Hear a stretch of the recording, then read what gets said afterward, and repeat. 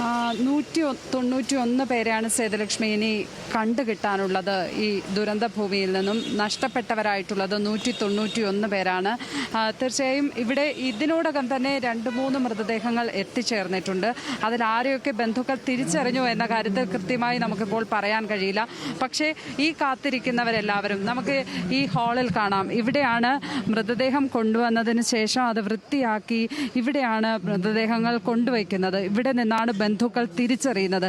ഇവിടെ കൂടി നിൽക്കുന്നവരുടെ തിരക്ക് കാണുമ്പോൾ നമുക്ക് മനസ്സിലാകും എത്രമാത്രം ആളുകളെ ഇനി കണ്ടുകിട്ടാനുണ്ട് എന്നുള്ള കാര്യം. എല്ലാവരും ഈ സേതു പറഞ്ഞതുപോലെ ശുഭകരമായ ഒരു കാര്യത്തിന് വേണ്ടിയൊന്നും അല്ല കാത്തു നിൽക്കുന്നത്. അങ്ങോട്ടേക്ക് പോകാൻ സാധിക്കില്ല. നമുക്ക് തിരിച്ചു മടങ്ങണം. കാരണം ഇവിടെ ആ തിരക്ക് കാണുമ്പോൾ മനസ്സിലാകും എന്തുമാത്രം ആളുകളെ കണ്ടെത്താനുണ്ട് എന്നുള്ള കാര്യം.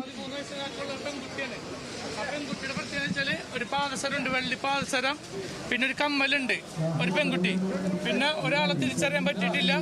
നഖം നമ്മൾ റോസ് ക്യൂട്ടസ് ഇട്ടിട്ടുണ്ട്. ഈ 2 ബോഡി ഇട്ടിട്ടുണ്ട്. അതൊരു 30 വയസ്സ് താഴെ ഒരു ലേഡി. 2 മുണ്ടക്കൈയിൽ നിന്ന് കിട്ടിയതാണ് കേട്ടോ. 2 മുണ്ടക്കൈയിൽ നിന്ന് കിട്ടിയതാണ്. ഒരു പെൺകുട്ടിയാണ്. ആ പെൺകുട്ടിക്ക് പാദസരമുണ്ട്, ഒരു കമ്മലുണ്ട്, ഒരു വെള്ളിക്കമ്മലും അല്ല, സ്റ്റാർ പോലത്തെ. അതെല്ലാം അടയാളം.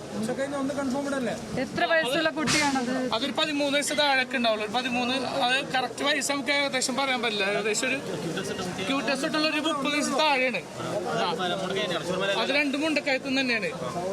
അപ്പൊ അത് അതിലുണ്ടെങ്കിൽ ഒന്ന് നോക്കിക്കോ. പാദസരമുണ്ട്, ഫോട്ടോ കൺഫേം ചെയ്യാം. ഓക്കെ, അപ്പൊ കൺഫേം ആയിട്ടുണ്ട്. ഒരു പെൺകുട്ടിയുടെ ഉള്ള ഒരു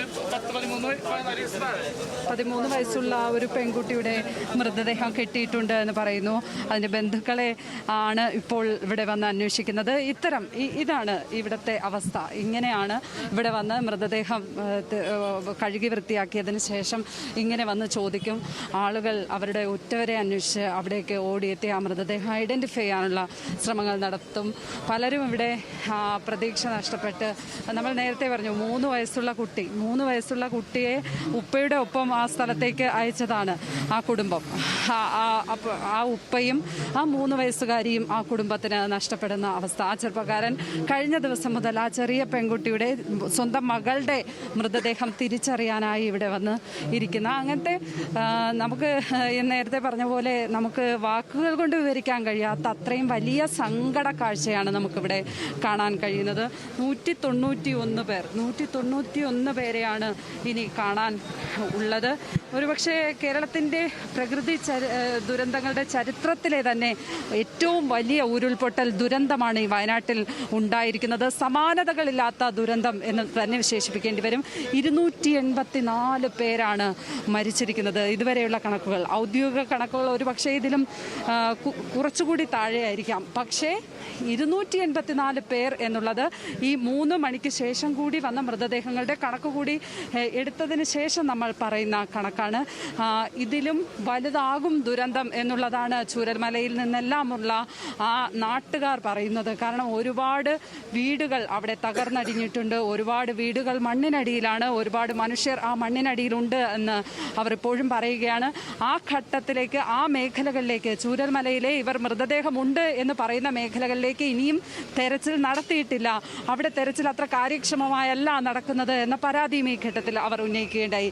ആ തെരച്ചിൽ കൂടി കഴിഞ്ഞാൽ ഈ കണക്കുകൾ ഇതിലും ഉയരും എന്നുള്ള ആശങ്കയാണ് അവർ പങ്കുവയ്ക്കുന്നത്. കാരണം കടകളിൽ നിന്നൊക്കെയുള്ള ആളുകൾ മാത്രമാണ് ആ ഘട്ടത്തിൽ അവിടെ നിന്നും മാറിപ്പോയത്. വീടുകളിലുള്ള ആളുകൾ അവിടെ തന്നെ ഉണ്ടായിരുന്നു. ഇത്തരത്തിൽ ഒരു ഉരുൾപൊട്ടൽ മുന്നറിയിപ്പോ മണ്ണിടിച്ചിൽ മുന്നറിയിപ്പോ തങ്ങൾക്ക് കിട്ടിയിരുന്നില്ല. പുഴയിൽ വെള്ളം പൊങ്ങും എന്നുള്ള അറിയിപ്പ് മാത്രമാണ് കിട്ടിയിരുന്നത് എന്നാണ്. ആ കാര്യത്തിൽ ഇന്നലെ ഇപ്പോൾ മുഖ്യമന്ത്രിയുടെ പ്രസ് മീറ്റിൽ അദ്ദേഹം തന്നെ പറഞ്ഞിട്ടുണ്ടായിരുന്നു. കാരണം സർക്കാരിനും അതുമായി ബന്ധപ്പെട്ട ഒരു മുന്നറിയിപ്പ് ലഭിച്ചിരുന്നില്ല, ആ ഒരു കാര്യം ലഭിച്ചിരുന്നില്ല. ഈ ഉരുൾപൊട്ടൽ ഉണ്ടായതിനു ശേഷം മാത്രമാണ് അലേർട്ടുകൾ അവിടെ പ്രഖ്യാപിക്കപ്പെട്ടത് എന്ന് മുഖ്യമന്ത്രി ഇന്നലെ ഇക്കാര്യത്തിൽ ഒരു വ്യക്തത വരുത്തിയിരുന്നു.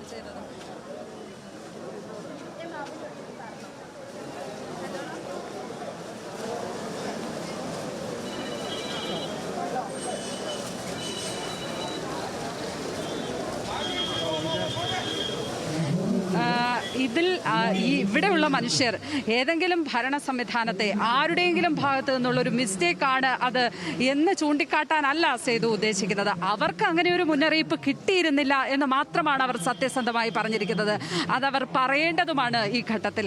കാരണം ഞാൻ ചോദിച്ചു, എന്തുകൊണ്ട് നിങ്ങൾ മാറി താമസിച്ചില്ല, നിങ്ങളൊക്കെ പുറമേക്കുള്ള ബന്ധുക്കളായിരുന്നില്ലേ, എന്തുകൊണ്ട് അവരെ ആ വീടുകളിൽ നിന്ന് നിങ്ങളുടെ വീടുകളിലേക്ക് വിളിച്ചില്ല, പുറമേക്ക് വിളിച്ചില്ല എന്ന് ചോദിച്ചപ്പോഴാണ് അവർ പറഞ്ഞത്, പുഴയിൽ വെള്ളം പൊങ്ങും എന്ന് പറയുന്ന മുന്നറിയിപ്പ് മാത്രമാണ് അവർക്ക് കിട്ടിയത്. സ്വാഭാവികമായും അവർ വെള്ളപ്പൊക്കത്തിലൊക്കെ പലപ്പോഴും സംഭവിച്ചിട്ടുള്ളതുപോലെ അവർ വീടിന് മുകൾ ഭാഗത്തേക്ക്, വീട്ടിന് മുകളിലുള്ള മുറികളിലേക്ക് കയറി അഭയം കണ്ടെത്തുകയോ അല്ലെങ്കിൽ അങ്ങനെ ഒരു വെള്ളം പൊങ്ങുകയാണെങ്കിൽ അങ്ങനെ ചെയ്യാമല്ലോ എന്ന് കരുതുകയായിരുന്നു. മണ്ണിടിച്ചിൽ മുന്നറിയിപ്പ്, ഉരുൾപൊട്ടൽ മുന്നറിയിപ്പ് ഉണ്ടായില്ല എന്ന് പറയുന്നത് തന്നെയാണ് ഈ ഘട്ടത്തിൽ ഇത്രയധികം ആളുകൾ അവിടെ ഉണ്ടാകാൻ കാരണം. ഒരുപക്ഷെ അങ്ങനെ ഒരു മുന്നറിയിപ്പ് ഉണ്ടായിരുന്നുവെങ്കിൽ കുറെ കൂടി ആളുകളെ രക്ഷപ്പെടുത്താൻ കഴിയുമായിരുന്നു, കുറേയെങ്കിലും ആളുകൾക്ക് മരണത്തിൽ നിന്ന് രക്ഷപ്പെടാൻ കഴിയുമായിരുന്നു എന്നുള്ളതാണ്. തീർച്ചയായും എന്തൊക്കെ മുന്നറിയിപ്പ് ഉണ്ടായാലും കുറേ പേരൊക്കെ അവരുടെ വീടുകളിൽ തന്നെ തുടരുന്ന ഒരു സ്ഥിതിയുണ്ട്, എല്ലായ്പ്പോഴും അങ്ങനെയാണ്. പക്ഷേ കുറച്ച് പേരെങ്കിലും സുരക്ഷിതത്വം ആഗ്രഹിച്ച് അവിടെ നിന്നും മാറുമായിരുന്നു. പ്രത്യേകിച്ച് ഈ 3 വയസ്സുള്ള കുട്ടിയെന്ന് ഒരു പക്ഷേ അവിടെ നിർത്തില്ലായിരുന്നു എന്നുള്ള ഒരു സങ്കടകരമായ അവസ്ഥയാണ് അവർ പങ്കുവയ്ക്കുന്നത്. ഏതായാലും 1592 പേരെ ദുരന്തമുഖത്ത് നിന്ന് രക്ഷിക്കാൻ സാധിച്ചു എന്നുള്ളത് അവിടെ രക്ഷാപ്രവർത്തനം ആ ഘട്ടത്തിൽ അടിയന്തരമായി വളരെ വേഗത്തിൽ നടത്തിയതിൻ്റെ ഒരു ഫലം തന്നെയാണ്. 1592 പേരെ രക്ഷപ്പെടുത്താൻ അവിടെ സാധിച്ചിട്ടുണ്ട്. ഇപ്പോൾ ബെയിലി പാലത്തിൻ്റെ പണികൾ ഏതാണ്ട് പൂർത്തിയായി കഴിഞ്ഞിരിക്കുന്നു എന്നാണ് മനസ്സിലാക്കുന്നത്. അത് അവസാന ഘട്ടത്തോട് അടുക്കുന്നു എന്നാണ് ഞങ്ങളുടെ വയനാട് റിപ്പോർട്ടർ അനഘ പറഞ്ഞത്. തീർച്ചയായും അപ്പോഴേക്കും മുണ്ടക്കൈ ഭാഗത്തേക്ക് കൂടുതൽ യന്ത്രസാമഗ്രികൾ ഉപയോഗിച്ചുകൊണ്ടുള്ള ഒരു രക്ഷാപ്രവർത്തനം സാധ്യമാകും. കൂടുതൽ